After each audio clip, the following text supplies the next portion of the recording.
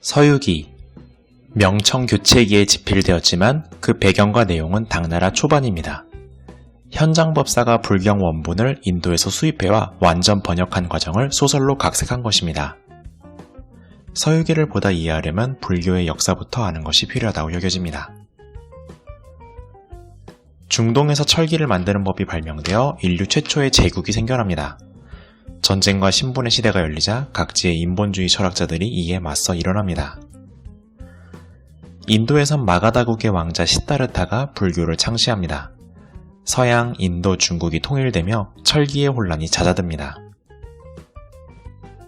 인도 최초의 통일국가 마우리아는 국민을 묶을 국교로 불교를 전파합니다. 하지만 불교가 대중에서 엘리트의 것이 되며 상자부와 대중부로 분열됩니다. 한나라와 흉노에 밀린 월지가 서쪽으로 와 북인도에 크샨을 세웁니다. 이들은 서방의 비단을 동방의 불교를 전파하는 역할을 하고 비단길로 불립니다.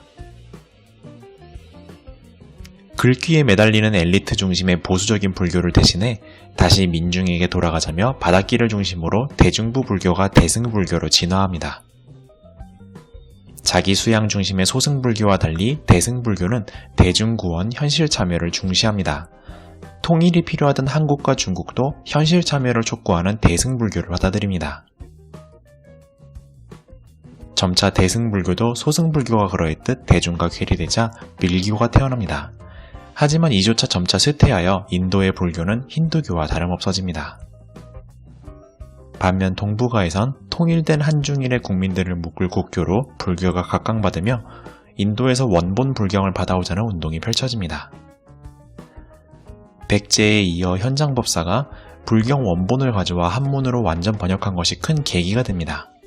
신라의 해초는 인도 전역을 둘러보며 정작 인도에서는 불교가 쇠락했음을 안타까워합니다. 소설이 배경이 된 실제 현장법사의 천축국 방문 경로를 살펴보고자 합니다.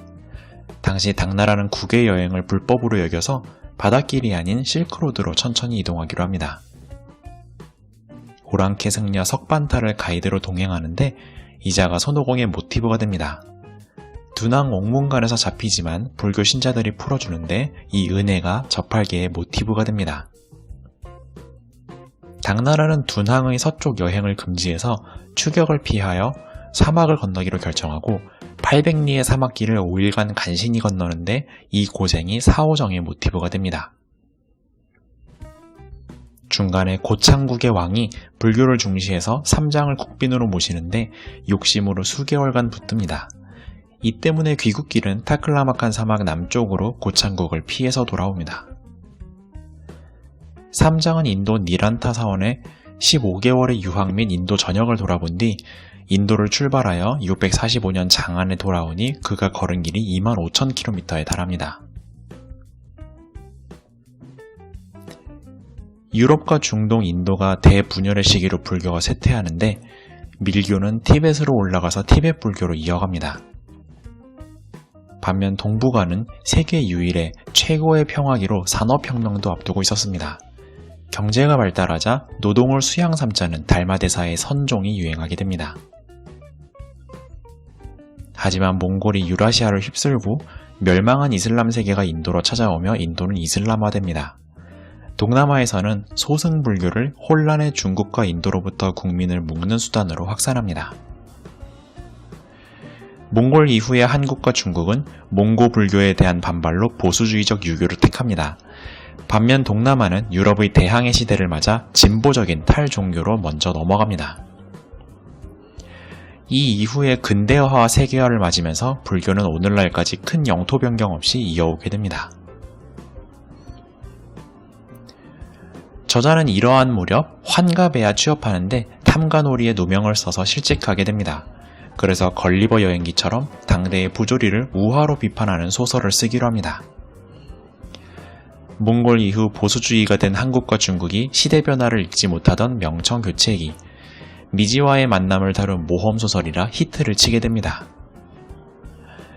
안타깝게 취업이 늦었던 만큼 슬하에 자식은 두지 못해 그의 글들을 사후에 정리해줄 사람이 없었고 서유기만 히트작이어서 전해옵니다. 한국은 2003년에야 서유기가 번역되어 들어왔고 2014년이 버전이 최신입니다. 하지만 중국 본토에서 만든 원작 기반 콘텐츠를 기준으로 요약하고자 합니다. 중국에선 2010년에 서유기에 대한 대대적인 드라마화, 만화화가 이루어집니다. 이 역시 국제금융위기 이후 중국으로 막대한 부가 들어온 미지와의 만남 시기입니다. 그럼 서유기에 대한 이야기를 시작하도록 하겠습니다.